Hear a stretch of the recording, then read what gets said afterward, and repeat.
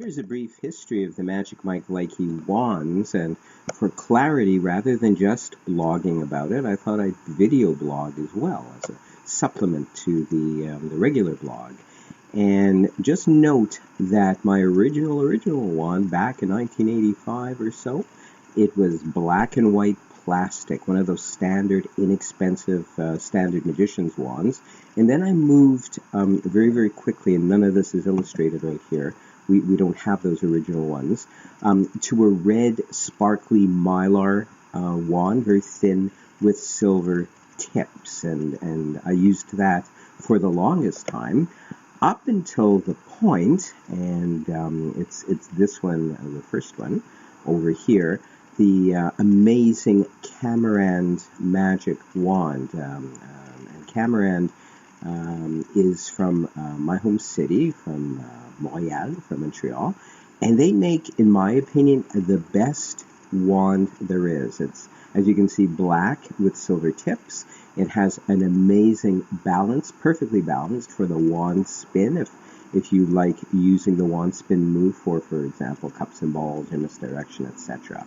So it's not a light wand, but it's not a real heavy wand, but you could feel how balanced it is. And this was my favorite wand that I used for the longest time, from around late 1980s, actually early 1990s, in Winnipeg until I left Winnipeg in 1994. And that takes us to Vancouver, where I moved to. And in Vancouver, I was inspired by the remembrances from the memories of an amazing magic shop in Minneapolis called Twin Cities Magic. I'm not sure they're around anymore, but they were huge and had at least 3 floors. The bottommost floor contained sort of a magician's museum, among other things. And this magician's museum had under glass Thurston Blackstone stationery, as well as their original writings, books, and wands.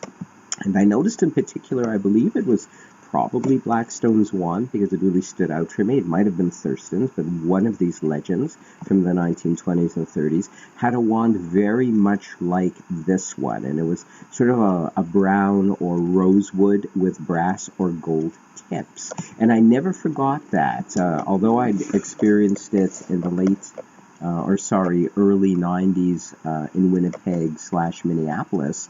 I carried that memory through to me to Vancouver, and a great illusion builder that I know, Reg Donnelly. Reg Donnelly built this wand as per my specifications.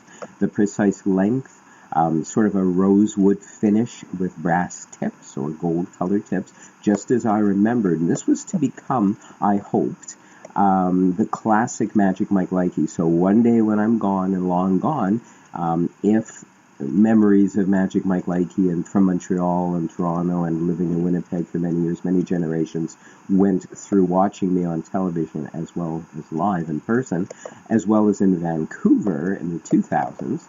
I'm hoping that this wand will be the archetypal Magic Mike Likey wand. And Reg even engraved the word magic at one end, as you can see, it's a little bit difficult to see, and at the other end, Mike. So at one end Magic, the other end Mike. Hopefully not to be confused with the dancer, Magic Mike. So this is the archetypal Magic Mike Likey wand. It's a generic Magic Mike Likey wand, not to be confused with period Magic Mike Likey, which takes us to the next wand, the middle wand, if you will, which is in fact a very wizardy, witchy kind of wand, which suits so much the original period Magic Mike Likey, the Celtic look, the witchy look from Magic Mike's Castle, and the current incarnation webcasts and podcasts of Magic Mike Likey. And as you can see, I've made it actually from a real tree branch. I had one very similar to this in Winnipeg that I used briefly as well in my wizardy shows. And it would sit in a cauldron. I do a sponge ball routine. Some of you may have seen this. Actually, when I did it in the 1990s, or on video on YouTube. And I carried this through to me when I sort of woke up and rediscovered myself, my identity on stage as Magic Mike Likey now, and decided to make this. And I use it with a cauldron, or used to use it with a cauldron occasionally. I really dig it. It's got a real crystal at one end with imitation brass holder. It's really gold tape, as you can see. But it sure gives the impression of an ancient wizard kind of Merlin-y wand, which is the effect I want. And I used this for quite a while until I came across the next batch of wands, which I incorporated into my shows in Vancouver, my kids' shows, both generic and period ones. And as you can see, they light up. And it's for adding color to a trick. So let's say I've got a black and white picture of someone or other, or maybe it's a clown who's in black and white, and I get the kids to throw their colors at the picture, and I use this wand almost as a bridge between the kids' colors and the picture being full color. And I just love the magic look of the colors pulsating. It's 3 settings, as you could see. And at the end, I just kind of blow and the color stops. It's like the wand goes out. Very recently in 2014, this is the year this is being shot, I saw on the Magie Parfaite, Perfect Magic, also from Montreal website, this, what they called a wizard's wand. And I think the influence was probably Harry Potter.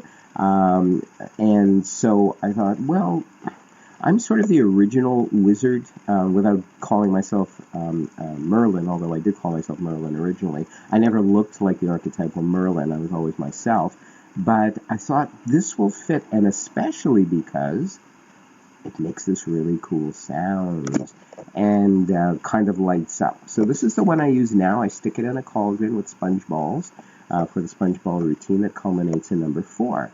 So that's the history of the Magic Mike wands. I hope it makes sense for further reference.